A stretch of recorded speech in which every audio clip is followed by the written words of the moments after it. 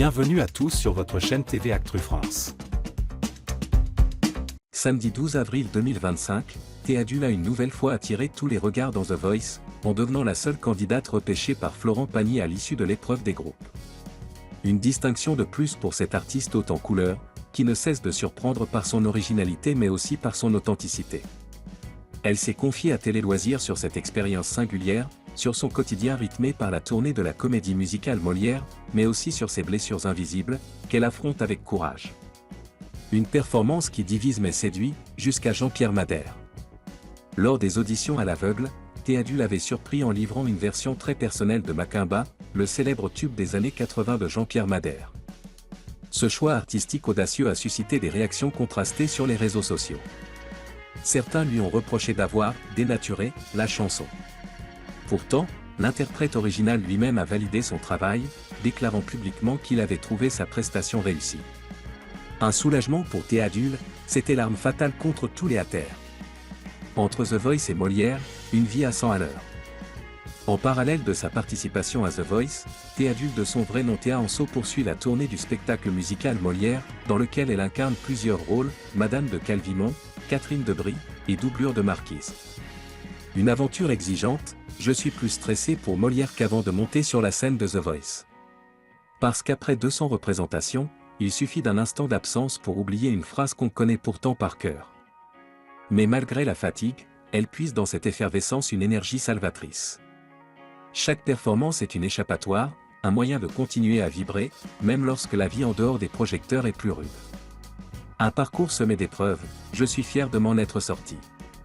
Sous son apparente exubérance, Théadule cache un parcours marqué par les drames personnels et un trouble psychique lourd à porter, le trouble de la personnalité borderline. Diagnostiquée depuis plusieurs années, elle vit avec cette réalité au quotidien. Ça fait 5 ans que je suis sous médicaments. J'ai souvent l'impression d'être inadapté à la vie en société. Je suis trop spontané, je dis trop ce que je pense. Mais je suis fier d'avoir une vie équilibrée. Je travaille, je monte sur scène. C'est déjà une belle victoire.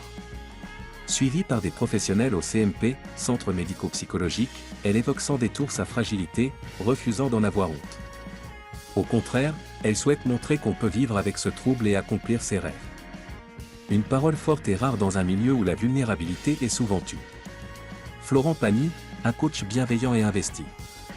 Florent Pagny, coach emblématique de l'émission, a su lui offrir un regard bienveillant et une vraie implication. Il est comme on l'imagine, très drôle et très humain. Il nous accompagne avec sérieux, sans jamais être distant. On sent qu'il a envie qu'on avance. Ce lien sincère a sans doute aidé Théadule à s'imposer dans l'épreuve des groupes, malgré les tensions liées à cette phase de compétition plus rude. Un moment, crève-cœur, être repêché, seul. Cette deuxième étape de The Voice a marqué un tournant pour les talents.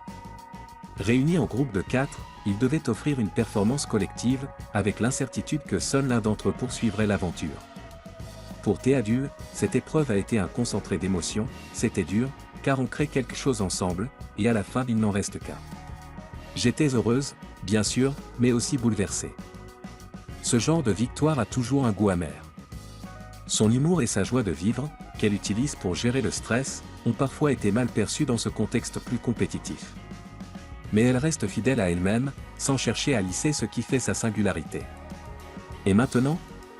Les battles en ligne de mire. L'aventure continue pour Théadule, qui se prépare désormais à affronter l'épreuve des battles. Un duel où chaque talent a une chance sur 2 de rester.